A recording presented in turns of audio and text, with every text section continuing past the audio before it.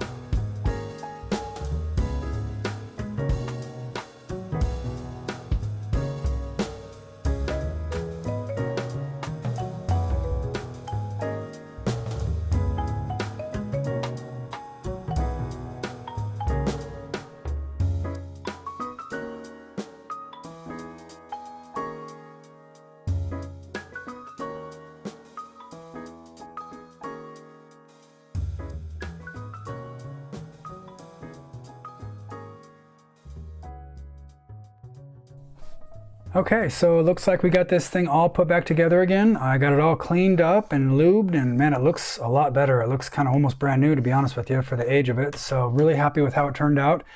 And you know, it's my first time taking apart one of these Pfaff machines, so I hope I got everything done and done right. We'll see. The last thing I have to do now is just test it and see if I actually put it back together correctly and if it still makes a stitch. So we will find out here together. I do have it all threaded up, and I have a piece of test fabric here, so let's just give it a shot and see what it does. Here we go. It's taking it. Ooh, it's a lot quieter. It's a lot smoother too, for sure. Oh yeah. Wow, hey, that's a mass improvement. It wasn't horrible before, but it's like I might need just a little more tension. I probably need to adjust the tension on the bobbin because that's quite a bit up on 9. Okay. It's a lot quieter and a lot smoother. Let's try a zigzag here. We'll graduate it up as we go.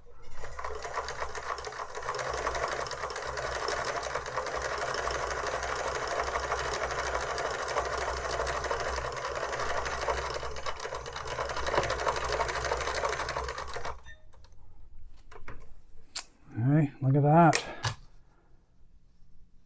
Looks like it did it. Pretty good. Okay, so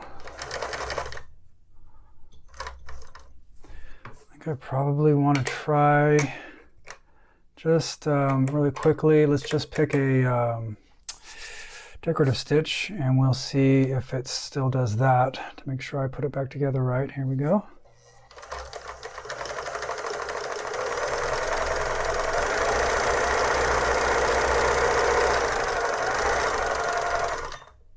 That's turned off. That would make sense. Turn this on up here.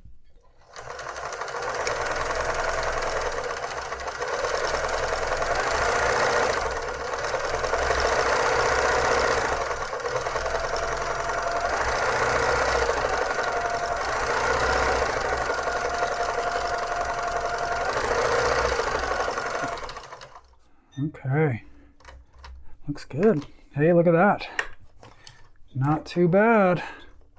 I gotta tell you, that is a ton smoother.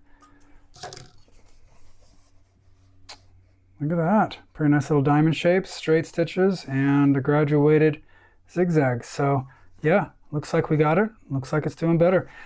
A bunch smoother, a bunch cleaner, and I think she's ready to be put into rotation and actually make some quilts or some table runners or something fun with. So let's finish this up. Okay, so it looks like we got this one all wrapped up. I had a lot of fun working this machine out. We got it all cleaned and we got it all lubricated and maintained, and I thought it looked pretty cool before, but it's a real pretty machine right now. I'm really impressed with how it cleaned up, and it sews a lot nicer. It's a lot smoother and a lot more quiet, and I guess against all odds, I think I might have put it back together correctly too, because it seems to still do the thing. So that's always a benefit, right?